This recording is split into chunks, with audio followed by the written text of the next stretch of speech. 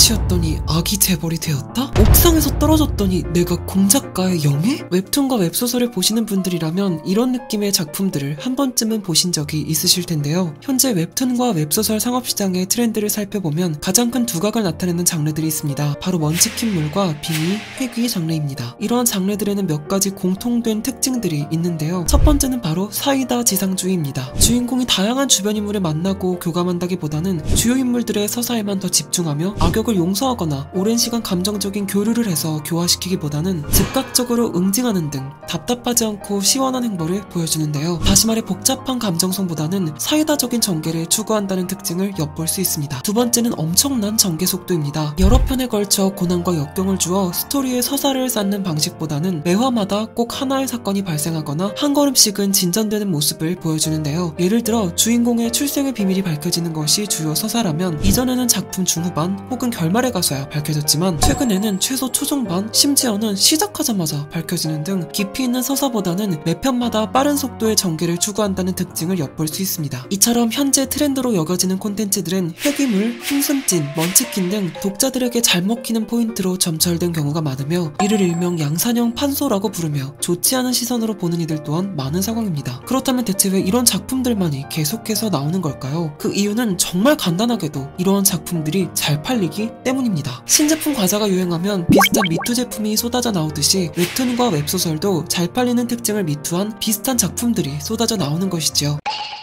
그렇다면 왜 독자들은 작품의 깊이 있는 내용을 원하지 않고 순간적인 재미와 욕구를 충족하는 작품들을 원하는 것일까요? 첫 번째 이유는 콘텐츠 시장의 변화라고 생각합니다. 웹소설은 하루에 한 편, 웹툰은 일주일에 한 편을 읽습니다. 서사를 위해 답답한 전개가 등장해도 참고 한 권을 읽어내면 답답함을 해소할 수 있었던 과거와는 다르게 지금은 이전과 같이 서사를 쌓는 과정이 몇 편 연속해서 이어지면 독자들은 쾌감을 얻지 못한 채 다음 화를 기다려야 하고 이 과정에서 스트레스를 느끼는 분들이 많기 때문입니다. 따라서 답답한 전개가 이어지면 사이다를 달라는 댓글이 즐비하며 독자들이 이탈하게 되고 이러한 반응을 본 작가들은 독자들을 잡기 위해 더 빠른 전개와 순간적인 재미를 주는 사이다 전개만을 그려낼 수밖에 없는 것입니다. 두 번째는 대한민국 현실의 변화라고 생각합니다. 과거의 만화와 장르 소설에서 다루던 대부분의 스토리는 볼품없던 주인공이 여러 실현과 끝없는 노력을 통해 성장하여 마침내 거대한 역경을 깨부순다는 내용들이었습니다. 이는 곧 노력의 요구치는 너무나 높더라도 계속해서 노력하다 보면 언젠가 분명하게 보상받을 수 있다 라는 2000년대 초에 사람들이 가지고 있던 보상 심리를 대변하고 있죠. 그러나 지금은 엄청난 노력을 해서 좋은 대학에 가도 좋은 직장에 취업을 해도 성공한 인생을 살 수 있다는 보장이 없어졌고 노력하면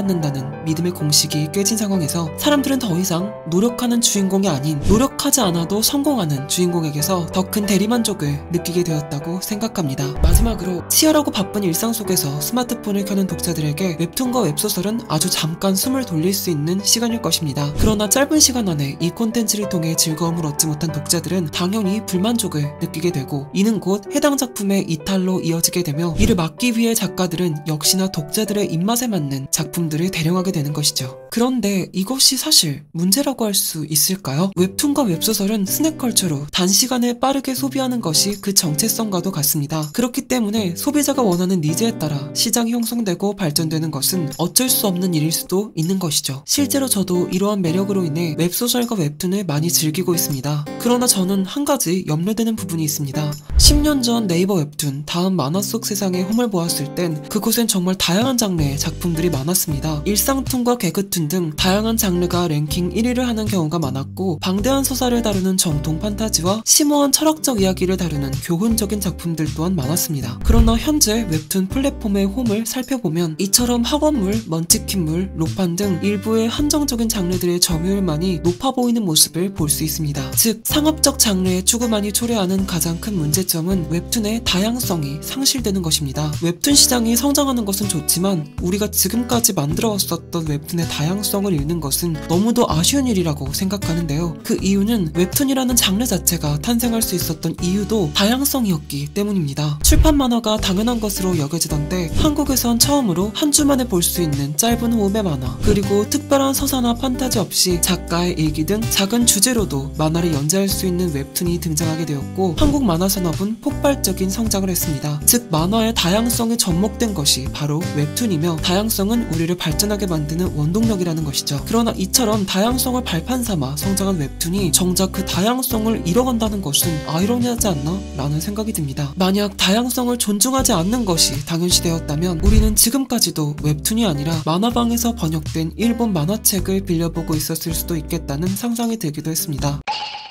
그렇다면 현재 웹툰 문화산업에서 이런 다양성은 이미 소실되어 버린 것일까요? 그렇지 않습니다. 여러분 혹시 뉴욕타임즈 최고의 만화와 가디언지 최고의 그래픽 노블, 하비어워드 최고의 국제 도서상 모두를 대한민국에서 최초로 수상한 작품이 있다는 것을 알고 계신가요? 바로 김금숙 작가님의 풀입니다. 위안부의 아픔을 다룬 풀은 지금도 일본을 포함한 전 세계 14개국에 출간되면서 한국 만화의 다양성을 이어가고 있습니다. 그런데 분명 이런 작품들은 독자들이 찾지 않기에, 쉽게 말해 돈이 되지 않기에 나오지 못했던 것인데 작가님은 어떻게 이런 작품을 낼 수 있었을까요? 그저 생계를 포기하시고 작품을 내셨던 걸까요? 그 이유는 바로 우리나라가 보이지 않는 곳에서 계속해서 응원해왔기 때문입니다. 한국만화영상진흥원과 문화체육관광부는 소위 말하는 팔리는 만화가 아닌 다양한 만화의 창작을 지원하기 위해 매년 여러 지원 사업을 통해 마이너 작가들의 창작 활동을 지속적으로 지원하고 응원해왔습니다. 그리고 내년에도 결국 우리가 성장하고 변하도록 돕는 것은 다양성이다 를 모토로 비활성 장르의 만화들을 모집하고 작년 기준 단편 작품에 1,380만원, 중편 작품에 2,300만원씩 총 65명의 작가님들에게 14억 6천만원을 지원할 예정이라고 합니다. 상업성을 떠나서 독창적이고 독립적인 온전한 나만의 이야기를 만들고 싶은 여러분들에게 정말 좋은 기회가 될 것이라고 생각합니다. 작가님 이런 건 돈이 안 돼요 라는 말에 자신의 소중한 작품을 포기하지 마시고 돈으로 환산할 수 없는 여러분의 만화의 가치를 실현하기 위해 한국만화영상진흥원과 함께 그 꿈을 이어나가실 수 있으셨으면 좋겠습니다.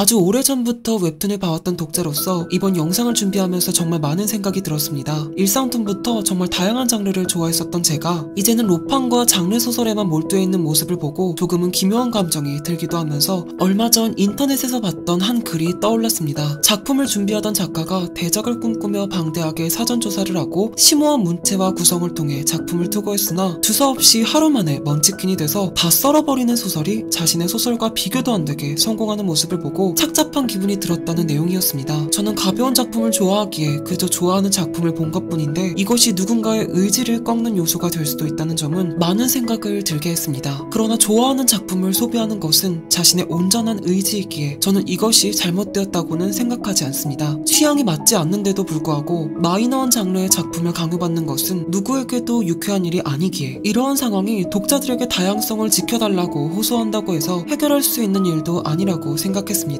그리고 그렇기 때문에 한국만화영상진흥원의 이러한 행보가 더욱 뜻깊게 다가왔습니다. 독자가 이어주지 못한 명맥을 계속해서 지키기 위해 힘써와줬다는 사실이 감사했고 한국 만화산업의 미래가 더욱 든든하게 느껴졌습니다. 또 이 영상을 보고 내 작품이 돈이 되지 않을까봐 만들지 못하고 있는 제 구독자분들에게 조금이라도 도움이 될 수 있을 거라 믿으며 조금은 뿌듯해지기도 했습니다. 웹툰과 같은 창작물이 우리에게 선사해주는 것에는 즐거움 외에도 위로가 있다고 생각합니다. 노력하지 않아도 주어지는 보상, 나를 맹목적으로 사랑해주는 연인, 나의 능력을 인정해주는 세상. 저는 최근 유행하는 웹툰의 이러한 요소들이 노력을 해도 보상받지 못하고 맹목적으로 사랑해주는 사람이 없으며 능력을 인정받기 너무도 어려운 세상에 지쳐있는 사람들을 위로해준다고 생각합니다. 그러나 우리네가 사는 삶의 고단함의 종류에는 성공 욕구와 사랑과 명예만이 있다고 생각하지 않습니다. 가족을 잃은 슬픔, 가난 속에서 찾는 삶 등 쉽게 찾아볼 수 없지만 분명히 우리 주변에는 더 다양한 고단함들이 존재합니다. 저는 이러한 고단함들 중 어느 하나 소홀히 대해져 마땅한 것은 없다고 생각하며 이에 공감해주는 더 다양한 웹툰들의 등장으로 세상의 다양한 고단함들이 위로받을 수 있으면 좋겠다는 생각이 들었습니다. 그럼 여기까지 덕질함에 분석하는 덕분이었고 그럼 오늘도 여러분 덕분입니다.